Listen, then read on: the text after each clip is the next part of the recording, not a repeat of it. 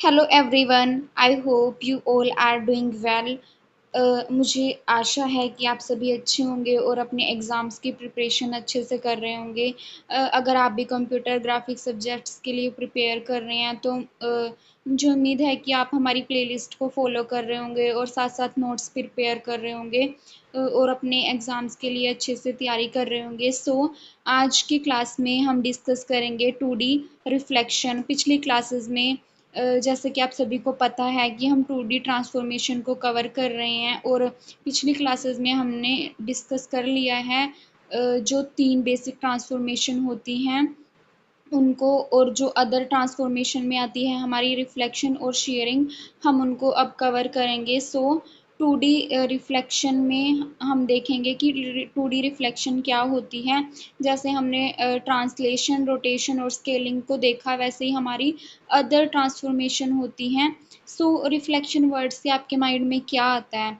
जब अगर आप खुद को रिफ्लेक्ट करना चाहते हो, आप क्या सोचते हो कि मिरर मुझे रिफ्लेक्ट करता है। जब मैं मिरर के अंदर देखता हूँ तो उसके अंदर मेरा रिफ्लेक्शन शो होता है। रिफ्लेक्शन का मतलब इसमें भी यही होता है। A reflection is a transformation that produces a mirror image of an object। जो रिफ्लेक्शन है वो क्या है? वो एक ट्रांसफॉर्मेशन है जो एक इमेज की, या फिर हम कह सकते हैं एक ऑब्जेक्ट की एक मिरर इमेज प्रोड्यूस करती है। It is also describe as a rotation by 180 degree. अच्छा, जब हम किसी की मिरर इमेज प्रोड्यूस करते हैं तो हमें लगता है कि वो 180 डिग्री एंगल पर रोटेट हुई है, तो हम इसको ऐसे भी डिफाइन कर सकते हैं that it is rotation by 180 degree. सो अब हम इनके टाइप्स देखते हैं। रिफ्लेक्शन ना बहुत टाइप्स की होती है, लाइक एक्स एक्सिस के अबाउट रिफ्लेक्शन, वाई एक्सिस के अबाउट रिफ्लेक्शन, या फिर एक स्ट्रेट लाइन के अबाउट रिफ्लेक्शन। हम सबसे पहले देखते हैं रिफ्लेक्शन अबाउट एक्स एक्सिस। सो हमारा एक ऑब्जेक्ट दिया गया है ए बी सी। हमने क्या किया, इसको जो हमारा वाई एक्सिस है उसके अबाउट रिफ्लेक्ट कर दिया। तो जो हमारी मिरर इमेज है वो बन जाएगी ए डैश, बी डैश और सी डैश, और जो हमारे पॉइंट्स हैं वो एक्स डैश और वाई डैश बनेंगे। तो अगर हम इसकी मैट्रिक्स रिप्रेजेंटेशन करना चाहें, अच्छा यहाँ पे हमारी एक्स की वैल्यू में तो कोई चेंज नहीं हुआ। एक्स की वैल्यू हमारी पहले भी पॉजिटिव थी, अब भी पॉजिटिव है। जब हमने उसका रिफ्लेक्शन फाइंड किया तो हमारी जो वाई की वैल्यू है उसमें चेंज आया, क्योंकि हमारी डायरेक्शन चेंज होगी, वाई की वैल्यू नेगेटिव में चली। तो हमारी जो ट्रांसफॉर्मेशन मैट्रिक्स है वो बनेगी 1 0 0 -1। जो एक्स की वैल्यू है वो पॉजिटिव 1 रहेगी और जो वाई की वैल्यू है उसकी जगह पे हम -1 लिखेंगे। So the transformation matrix in column vectors, अगर हम इसको कॉलम वेक्टर्स में डिफाइन करना चाहें, ये फॉर्मूला तो हम शुरू से ही पढ़ते आ रहे हैं, P dash is equal to reflection matrix into P. So हम इसको ऐसे भी लिख सकते हैं, S X dash Y dash is equal to 1 0 0 -1 X और वाई का मल्टीप्लीकेशन। तो ये थी हमारी reflection about X axis. Similarly हमारी रिफ्लेक्शन होती है वाई एक्सिस के अराउंड। अगर हम इसको वाई एक्सिस के अबाउट रिफ्लेक्ट करें तो हमारी जो एक्स की वैल्यू है वो नेगेटिव होगी, एक्स की वैल्यू चेंज होगी, और वाई की वैल्यू में कोई चेंज नहीं आएगा, वाई की वैल्यू पॉजिटिव ही रहेगी। तो इसके ट्रांसफॉर्मेशन मैट्रिक्स में कुछ ज़्यादा डिफरेंस नहीं है, सिर्फ जहाँ पे हमने -1 रखा था वहाँ पे हम पॉजिटिव का 1 रखेंगे, और जहाँ पे हमने पॉजिटिव का 1 वैल्यू ली थी वहाँ पे हमारी नेगेटिव की 1 वैल्यू आएगी। तो हमारी मैट्रिक्स बनेगी -1 0 0 1। जो एक्स की वैल्यू है वो नेगेटिव और वाई की वैल्यू पॉजिटिव। तो the transformation matrix in column vector में हम इसको सिंपली ऐसे डिफाइन कर सकते हैं, जो पी डैश है R Y into P, reflection matrix about Y axis, और Y dash X dash Y dash is equal to -1 0 0 into x Y, 0 1 into x Y. अब हम देखते हैं रिफ्लेक्शन अबाउट ओरिजिन। हमने एक्स एक्सिस के along rotation देखी है, sorry reflection देखी है, हमने वाई एक्सिस के अबाउट रिफ्लेक्शन देखी है। अब हम देखते हैं रिफ्लेक्शन अबाउट ओरिजिन। अब इसके अंदर क्या होगा, हमारी जो ऑब्जेक्ट है वो इस कोऑर्डिनेट में आ गया, मीन्स हमारे जो वैल्यूज़ हैं वैल्यूज़ हैं एक्स और वाई की, वो दोनों चेंज हुई हैं, दोनों नेगेटिव हुई हैं, तो इसमें हमारी दोनों वैल्यूज़ नेगेटिव रहेंगी।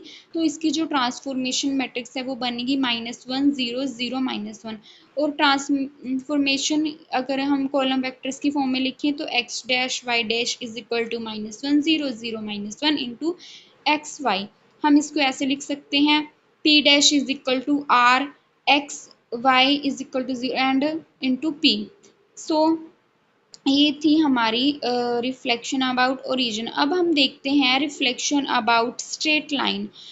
इसमें हम क्या करते हैं, हमारी एक लाइन है जो ओरिजिन से पास करके जाती है और उसके अराउंड हम ऑब्जेक्ट की रिफ्लेक्शन देखते हैं। इसमें हमारी y की वैल्यू x की वैल्यू के इक्वल होती है। जो हमारा x डैश है उसको हम y के इक्वल लेते हैं और जो y डैश है उसको हम x के इक्वल लेते हैं। जो ट्रांसफॉर्मेशन मैट्रिक्स बनेगी कॉलम वेक्टर की फॉर्म में वो हमारी रहेगी x dash y dash 0 1 1 0 into x y. बहुत सिंपल है।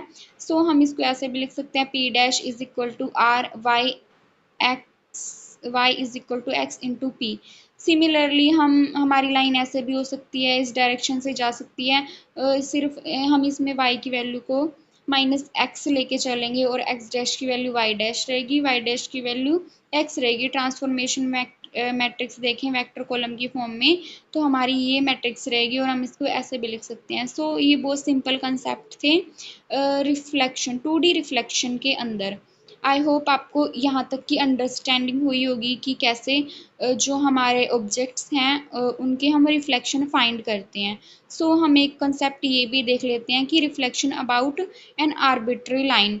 जैसा कि आप सभी को पता है जो लाइन की इक्वेशन होती है वो होती है y is equal to m x plus b. इसमें हम पहले ट्रांसलेट करते हैं, देन रोटेट करते हैं, देन रिफ्लेक्ट करते हैं।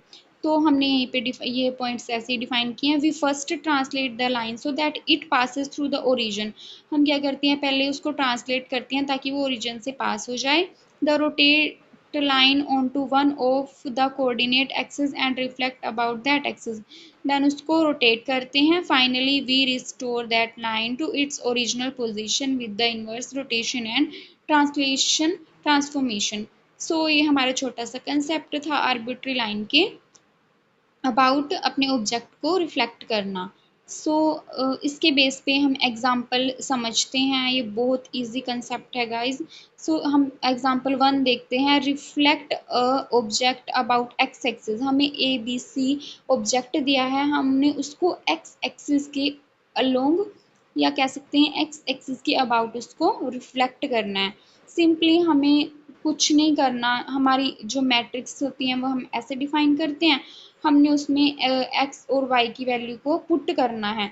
अगर हम ए के लिए करें तो एक्स और वाई की वैल्यू 1 और 2 है, हमें अपनी जो एक्स डैश और वाई डैश है उनकी वैल्यू मिल जाएगी। सिमिलरली बी के लिए हमें वैल्यू मिलेगी, बी पॉइंट हमारा 4 और 2 है, हमारे जो रिफ्लेक्शन के बाद पॉइंट्स आएंगे वो 4 -2 आएंगे। सिमिलरली हम सी के लिए वैल्यू फाइंड करेंगे 1 -5 आएगी।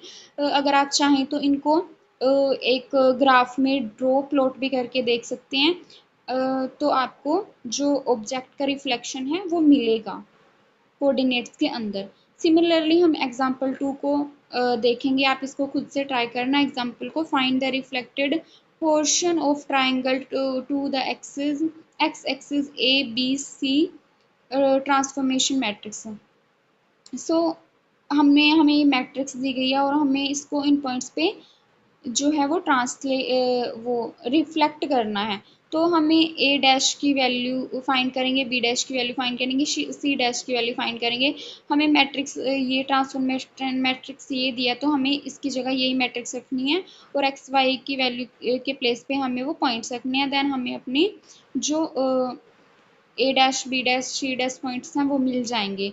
और आप इसके भी ग्राफ को प्लॉट करके देख सकते हो और इस एग्जांपल को खुद से ट्राई कर सकते हो, इसको भी आप खुद से ट्राई कर सकते हो एग्जांपल को। सो ये बहुत सिंपल कंसेप्ट था, 2D रिफ्लेक्शन मैट्रिक्स का। आई होप आपको ये समझ आया होगा और इस वीडियो से कुछ हेल्प मिली होगी। अगर आपको थोड़ी सी भी हेल्प मिली है ना गाइज, प्लीज़ हमारी वीडियो को लाइक करें, हमारे चैनल को सब्सक्राइब करें और वीडियो को अपने फ्रेंड्स को ज़्यादा से ज़्यादा शेयर करें। और अगर आप इसकी PDF भी चाहते हैं तो आप हमारे टेलीग्राम चैनल पे जाके उसको ज्वाइन करके वहाँ से PDF भी प्रेफर कर सकते हैं। अगर आप साथ साथ नोट्स बना रहे हैं तो वेल एंड गुड है, अदरवाइज आप PDF भी प्रेफर कर सकते हैं। तब तक के लिए thank you for watching the video and don't forget like share and subscribe. Thank you guys.